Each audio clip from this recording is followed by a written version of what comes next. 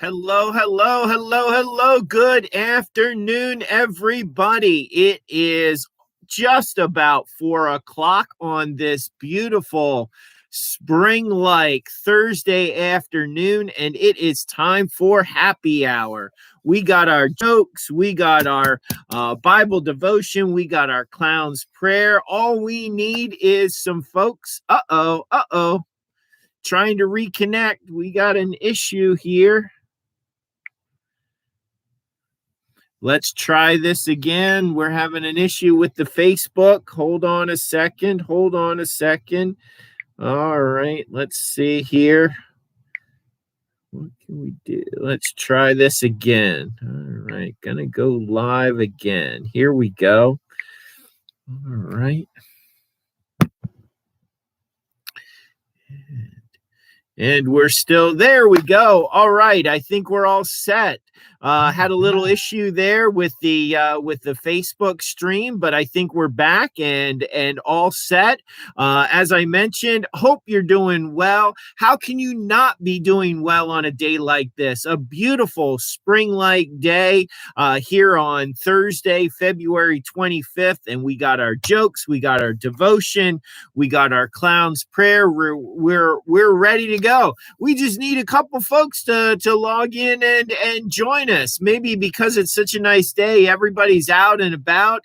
I don't know. Is Rita's Italian Ice opened? Can we go get some Italian ice this afternoon?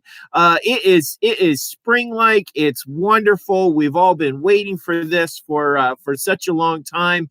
After all of the cold weather and the snow that we've been experiencing lately, this is fantastic, and we're all enjoying it very, very much. And maybe that's why we only have 3 viewers at this point, because everybody is out and about and enjoying the good weather. So, hey, it's 4:01, so we're going to get started.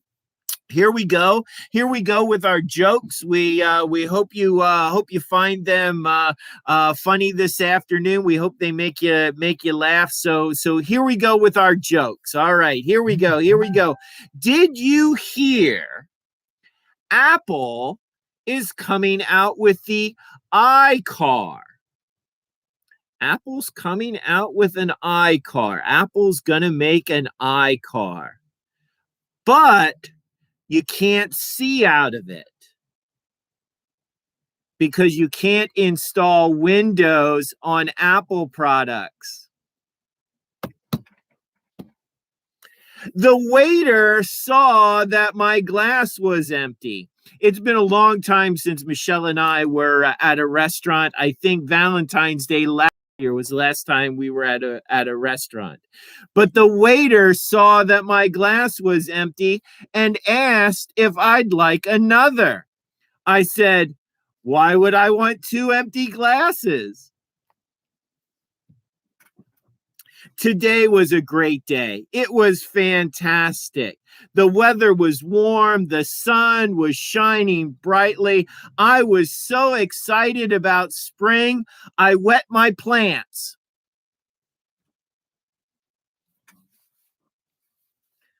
Wet my plants.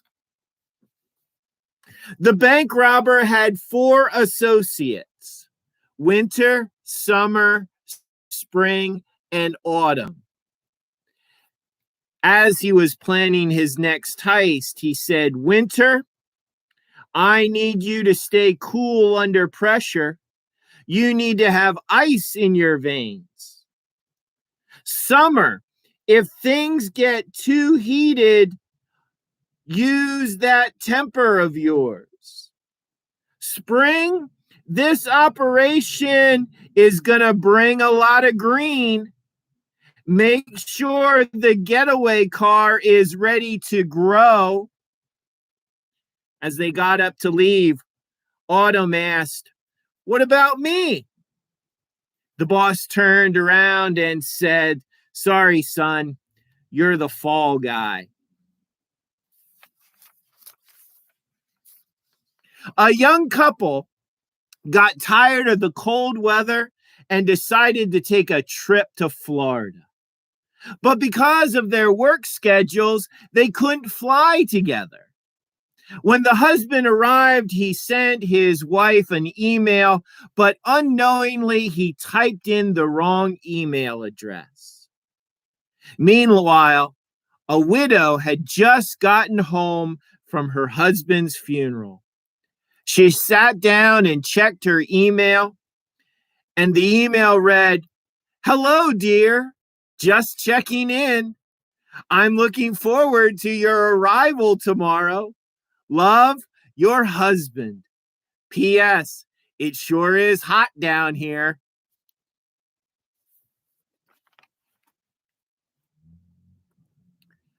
A rather particular older woman was planning to spend a couple weeks of vacation in Florida. She wrote a letter to the campground asking for information. She was quite delicate with her language. She wanted to make sure that the campground was fully equipped, but didn't know quite how to ask about the toilet facilities. She just couldn't bring herself to write the word toilet in a letter. After much deliberation, she finally came up with the old-fashioned term bathroom commode.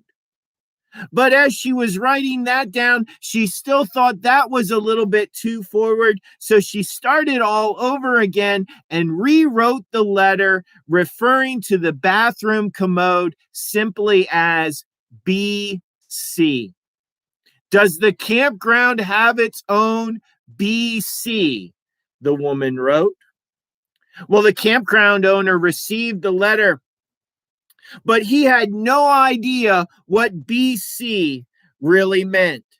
After worrying about it for a couple days, he showed the letter to other campers, but they couldn't figure out what BC meant either. The campground owner finally came to the conclusion that the lady must be asking about the local Baptist church.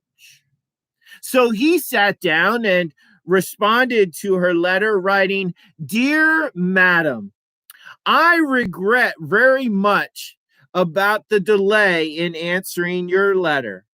I now take pleasure informing you that the BC is located 9 miles north of camp and is capable of seating 250 people at the same time. I admit it is quite a distance away if you are in the habit of going regularly, but no doubt you will be pleased to know that a great number of people take their lunches along and make a day of it. They usually arrive early and stay late. The last time my wife and I went was 6 years ago, and it was so crowded we had to stand up the whole time that we were at the BC. It may interest you to know right now there is a supper plan to raise money to buy more seats for the BC. They plan to hold the supper in the middle of the BC so everyone can watch and talk about this great event. I would like to say that it pains me very much not to be able to go more regularly, but it surely is not for a lack of a desire on my part. As we grow older, it seems to be more and more of an effort, particularly in the cold weather.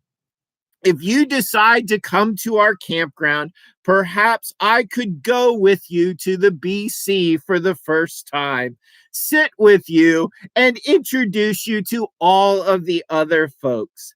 This is a very friendly BC community."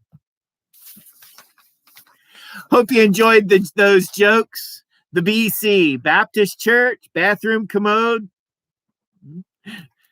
Yeah, I guess it's all in the interpretation. Hope you enjoyed the jokes. Absolutely, Roger. You missed some tremendous jokes. You have to go back to the beginning and watch the jokes from the beginning because they are fantastic. You missed some great jokes this afternoon. So here's our devotion. If the jokes didn't make you smile, hopefully the devotion makes you smile. It comes from the book of Genesis, chapter 25, verses 29 through 34. Once, when Jacob was cooking a stew, Esau came in from the field and he was famished. Esau said to Jacob, "Let me eat some of that red stuff, for I'm famished." Jacob said, "First, sell me your birthright." Esau said, "I'm about to die. Of what use is my birthright to me?" Jacob said, "Swear to me first." So Esau swore to him and sold him his birthright. Then Jacob gave Esau bread, lentil stew, and he ate and drank and rose and went on his way. Thus Esau despised his birthright. The humor here is in Esau's desire for instant gratification. He comes back from a hunting trip. He's famished and he says, "Little bro, give me some of that red stuff that you're cooking and give it to me right now." He doesn't really seem to care about what it is. He doesn't seem to really care who Jacob is cooking it for. He's hungry. It's food. He wants it now for himself. Jacob takes advantage of his brother's selfishness and his brother's impatience, and he makes a deal with Esau. Some bread, some of that red stuff, and a drink, all for his birthright. Jacob introduces the combo meal, the first happy meal. At least initially, Esau is happy. Later on, as we read farther along in Genesis, Esau will regret his decision, but he's happy with the meal initially. What we can learn from this story is that we need to be careful about seeking instant gratification and fulfilling every one of our momentary desires. While it may provide us with a momentary sense of happiness and fulfillment, in the long run, the long-term consequences may lead us to regret our decision. Amen. Well, thanks for joining me this afternoon. Hope you enjoyed the jokes. Clearly, my mother didn't enjoy the jokes, as she's now telling Roger not to believe me.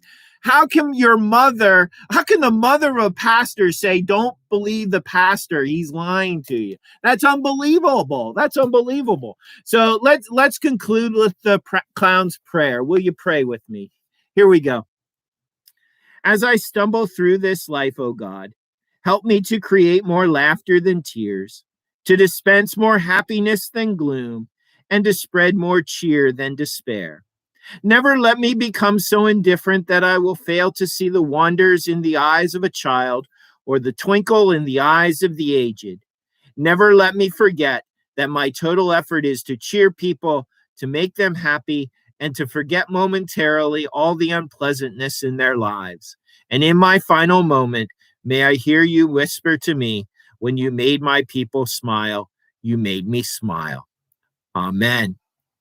Thank you, everybody, so very much for joining me this afternoon. I hope you enjoyed the jokes. I hope you enjoyed the devotion. We invite you to join us Sunday morning at 10:45 for our worship service this week on this same YouTube page or YouTube page, on this same Facebook page or YouTube channel. Also, you can join us in person. We do have a small number of in-person worshipers worshiping with us in person with safety precautions. This week's sermon is titled "The Biggest Losers," and it's based on the Mark gospel reading, Mark chapter 8, verses 31 through 38, where Jesus says, if you want to be my followers, you first must lose yourself. So we're going to talk about that and what Jesus is talking about there. So hope you'll join us Sunday morning, 10:45. Hope you get to enjoy this wonderful afternoon. And it sounds like tomorrow's going to be equally as wonderful as well. So we hope you'll join us on Sunday morning, and we hope that you have a great weekend. Please stay safe and be well, everyone. Peace, blessings, love, and prayers. Thanks again for joining me. Bye-bye.